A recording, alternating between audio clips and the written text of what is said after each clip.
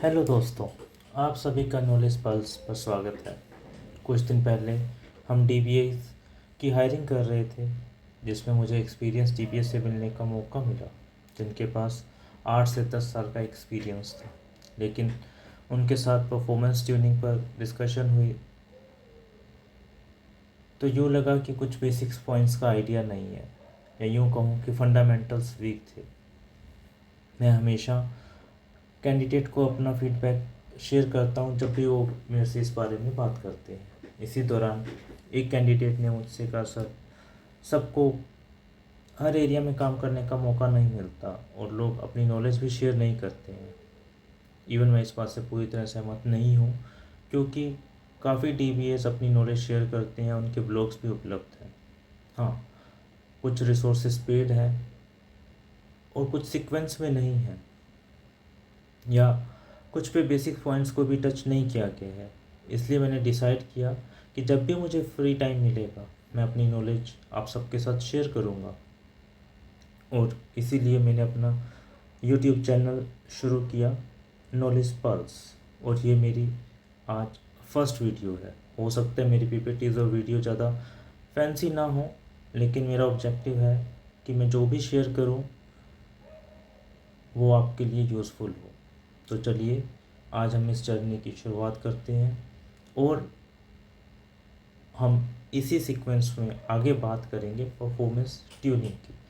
लेकिन performance tuning को सीधा समझा या सीखा नहीं जा सकता।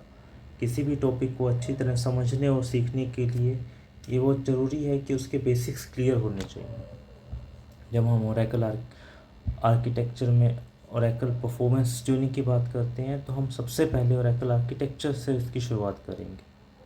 हम ओरेकल आर्किटेक्चर को अच्छे से समझेंगे ताकि हम जिन जिन टॉपिक पर बात करें वो आपको क्लियर हो। जब आपको ओरेकल आर्किटेक्चर क्लियर होगा, आप उसको अच्छी तरह समझ पाएंगे, तो आप बाकी के टॉपिक भी अच्छी तरह से समझ पाएंगे। ओरेकल परफॉर्मेंस ट्यूनिंग को समझने के लिए आपकी पकड़, आपकी अंडरस्टैंडिंग ओरेकल आर्किटेक्चर पर अच्छी होनी चाहिए। तो हम इसी से शुरुआत करेंगे। आप में से काफ़ी सारे लोग पहले से काम कर रहे होंगे डेटाबेस से, और कुछ जो हैं डीबीए के लिए न्यू होंगे। उन्होंने अभी सोचा होगा कि उन्हें डीबीए करना है। तो इसीलिए मैं अपनी वीडियो की शुरुआत, अपने ओरेकल आर्किटेक्चर की शुरुआत वहाँ से नहीं करूँगा जहाँ से मुझे पता है, जबकि मैं इसकी शुरुआत वहाँ से करूँगा जहाँ जहाँ से आप सबको पता है, जिस चीज़ की आपको सबको नॉलेज है। और मुझे यकीन है कि आपके अपने कॉलेज कैरिकुलम में कहीं ना कहीं आपने सीक्वल ज़रूर करी होगी। Structure query language, short form is sequel, आपने इसको पढ़ा होगा, करा होगा, प्रैक्टिकल भी करे होंगे। आपने सेलेक्ट स्टेटमेंट्स भी चलाई होंगी, आपने डिलीट भी चलाई होगी, आपने अपडेट भी चलाई होगी। इस चीज़ पर मैं सीक्वल को आपको नहीं समझाऊंगा, क्योंकि मेरा मानना है कि आपको ये आता होगा। बट हम इस सीक्वल को लेके चलेंगे, और इस सीक्वल की हेल्प से परफॉर्मेंस ट्यूनिंग और ओरेकल आर्किटेक्चर को समझ लेंगे। किसी भी चीज़ को, मेरा मानना है कि किसी भी चीज़ को समझने के लिए ये ज़रूरी है कि आपको उसके अराउंड चीज़ें पता हों, आपको उस प्रॉब्लम स्टेटमेंट का पता हो। तो जब आपने अपने टाइम में, जब आपने सीक्वल क्वेरी चलाई होगी या आज भी चला रहे होंगे, तो क्या आपने कभी सोचा कि आप कैसे डेटाबेस पे कनेक्ट करते हैं, कैसे क्लाइंट से रिक्वेस्ट डेटाबेस तक जाती है, क्लाइंट और डेटाबेस के बीच में कनेक्शन एस्टेब्लिश होता है, जब आप कोई क्वेरी चलाते हैं तो उसका रिज़ल्ट आपको कैसे आता है, उसके बैकएंड की प्रोसेसिंग कैसे होती है, कैसे वो डेटा दिखता है। और या फिर जब भी आपने कभी अपडेट स्टेटमेंट चलाई होगी तो आपने देखा होगा कि आपको हमेशा उसका लेटेस्ट डेटा दिखता है। इवन आपने उसको कमिट किया हो या नहीं किया हो, लेकिन अदर यूज़र को नहीं दिखता। Okay, let me give some examples for your understanding, ताकि आप उसको बेटर तरह से समझ सकें, इस प्रॉब्लम स्टेटमेंट को समझ सकें। उस प्रॉब्लम स्टेटमेंट से आगे हम ओरेकल आर्किटेक्चर को समझने की कोशिश करेंगे।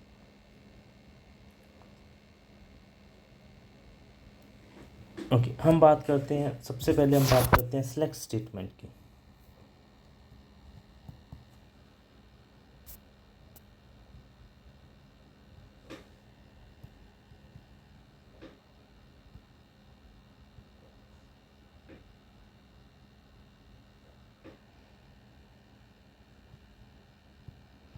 Select star from EMP. EMP एक टेबल है और सिलेक्ट एक रिट्राइवल स्टेटमेंट है जो डेटा को शो करती है। स्टार उसके पूरे रिकॉर्ड्स को दिखाता है। जब भी हम ये क्वेरी चलाते हैं सिलेक्ट स्टार फ्रॉम ईएमपी, आपको डेटा दिखता है,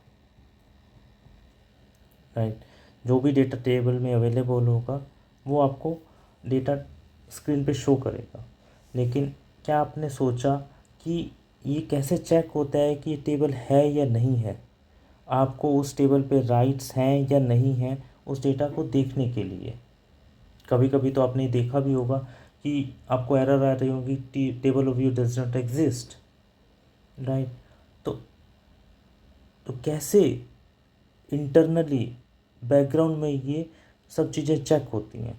इसी को एक दूसरा एग्जांपल देखते हैं। लेट्स सपोज कि आपके एम्प्लॉय टेबल में कुछ ऐसे रिकॉर्ड्स हैं जिनकी salary less than equal to 500 है।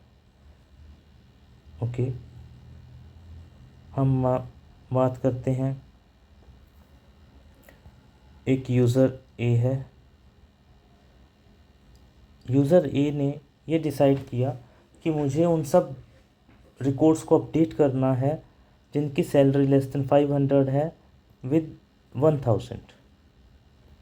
ओके, तो वो क्वेरी चलाता है अपडेट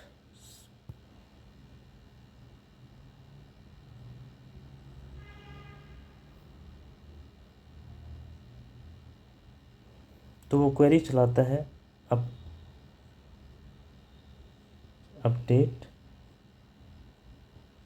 एम्प्लॉय सेट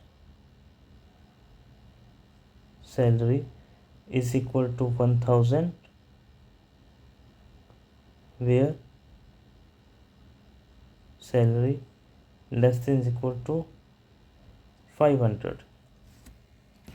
तो ये क्वेरी क्या करती है? उन सभी रिकॉर्ड को अपडेट कर देती है जिनकी भी सैलरी लेस देन 500 है। और इसी को वेरीफाई करने के लिए यूज़र ए फिर से रन करता है सेलेक्ट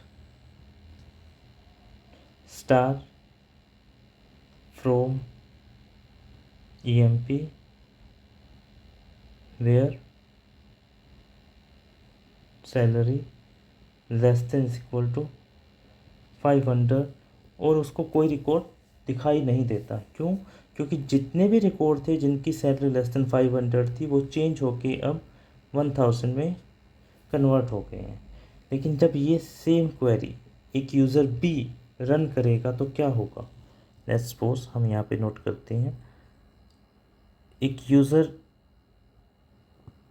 बी क्वेरी चलाता है same select star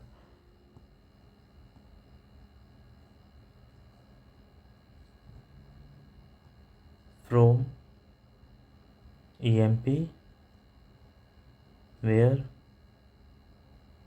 salary less than equal to 500। जब वो इसको रन करेगा, यूज़र बी इसको रन करेगा, तो यूज़र बी को वो डेटा दिखेगा, वो रिकॉर्ड्स दिखेंगे जिनकी salary less than equal to 500 है। जबकि जब यूज़र ए ने द्वारा क्वेरी चलाई तो उसको नहीं दिखी। क्यों? ऐसा क्यों होता है?